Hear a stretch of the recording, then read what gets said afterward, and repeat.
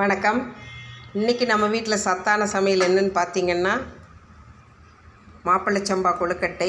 அரிசி 2 மணி நேரம் ஊற வச்சு காஞ்ச மிளகாய், தேங்காய் துண்டு துண்டாக நறுக்கி போட்டு கொரகொரப்பாக அரைச்சி எடுத்துக்கணும். எண்ணெய் காஞ்சதுக்கப்புறம் கடுகு, கருவேப்பிலை, உளுந்து பருப்பு, கடலைப்பருப்பு, வெங்காயம், சின்ன வெங்காயம் நிறையா போட்டு தாளித்து எடுத்து நல்லா கொழுக்கட்டை பதத்துக்கு வதக்கி எடுத்ததுக்கப்புறம் கொழுக்கட்டையை பிடிச்சி ஆவியில் வேக வச்சு எடுத்து வச்சா ரொம்ப டேஸ்ட்டாக இருக்கும். ரொம்ப சத்தானதும் கூட.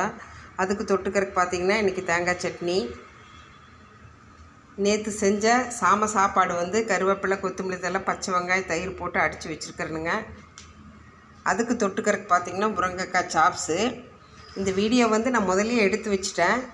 நான் எடிட் பண்ணி அப்லோட் பண்ணும்போது எப்படியோ டெலீட் ஆகிடுச்சு. அதனால தான் மறுபடியும் எடுக்கிறேன். இந்த சத்தான சமையல் நீங்கள் செஞ்சு சாப்பிட்டு பாருங்கள். மாப்பிள்ளை சம்பா கொழுக்கட்டை அவ்வளோ ருசியாக இருக்கும். அதுக்கு தொட்டுக்கிறதுக்கு சைட் டிஷ் தேங்காய் சட்னி. இந்த தயிர் சாதம் இரும்பு சத்து நிறையா இருக்கும். கருவேப்பிலை, கொத்தமல்லி தழை, பச்சை வெங்காயம், தயிர் போட்டு அடித்தது. இது சாப்பிட்டாவே ரொம்ப நல்லாயிருக்கும். சைட் டிஷ் பார்த்திங்கன்னா முருங்கைக்காய் சாப்ஸ். இதுதாங்க இன்றைக்கி நம்ம சத்தான சமையல். இதே மாதிரி நீங்களும் செஞ்சு சாப்பிட்டு பாருங்கள். அருமை சுசி சமையல் ருசி பகுதியை லைக் பண்ணுங்கள், ஷேர் பண்ணுங்கள், கமெண்ட் பண்ணுங்கள், சப்ஸ்கிரைப் பண்ணுங்கள். நன்றி, வணக்கம். உங்கள் சுசீலா ராமூர்த்தி.